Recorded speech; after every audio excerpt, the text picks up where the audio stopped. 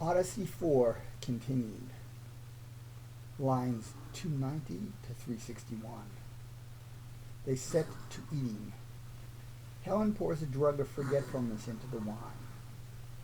She then recalls a time when Odysseus sneaked into Troy in disguise.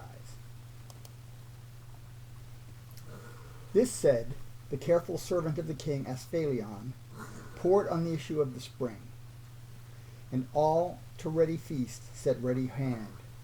But Helen now a new device did stand, infusing straight a medicine to their wine, that drowning care and angers did decline all thought of ill.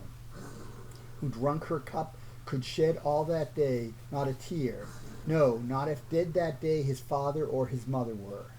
Not if his brother, child, or chiefest dear he should see murdered then before his face.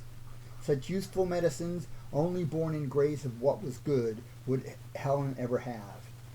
And this juice to her Polydamna gave, the wife of Thoon, an Egyptian born, whose rich earth herbs of medicine do adorn in great abundance. Many healthful are, and many baneful.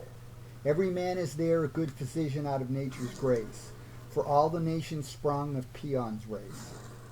When Helen then her medicine had infused, she bade pour wine to it, and this speech used.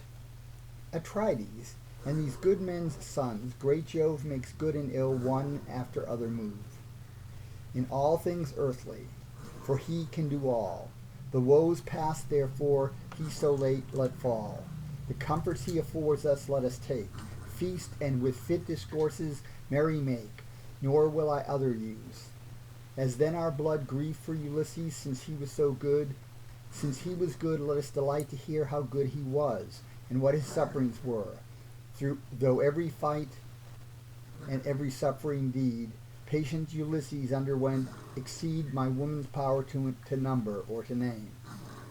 But what he did and suffered when he came amongst the Trojans, where ye Grecians all took part with sufferance, I in part can call to your kind memories. How with ghastly wounds himself he mangled, and the Trojan bounds, thrust thick with enemies, adventured on, his royal shoulders having cast upon base abject weeds, and entered like a slave. Then beggar-like he did of all men crave, and such a wretch was as the whole Greek fleet brought not besides. And thus through every street he crept, discovering of no one man known. And yet through all this difference I alone smoked his true person, talked with him, but he fled me with wile still, nor could we agree till I disclaimed him quite, and so, as moved with womanly remorse of one that proved so wretched an estate, whate'er he were, won him to take my house. And yet even there, till freely I, to make him doubtless, swore a powerful oath, to let him reach the shore of ships and tents before Troy understood, I could not force on him his proper good. But then I bathed and soothed him, and he then confessed and told me all, and having slain a number of the Trojan guards retired, and reached the fleet, for sleight and force admired. Their husband's death by him the Trojan wives shrieked for, but I made triumphs for their lives. For then my heart conceived that once again I should reach home, and yet did still retain woe for the slaughters Venus made for me, when both my husband, my Hermione, and bridal room she robbed of so much right, and drew me from my country with her sleight. Though nothing under heaven I here did need, that could my fancy or my beauty feed.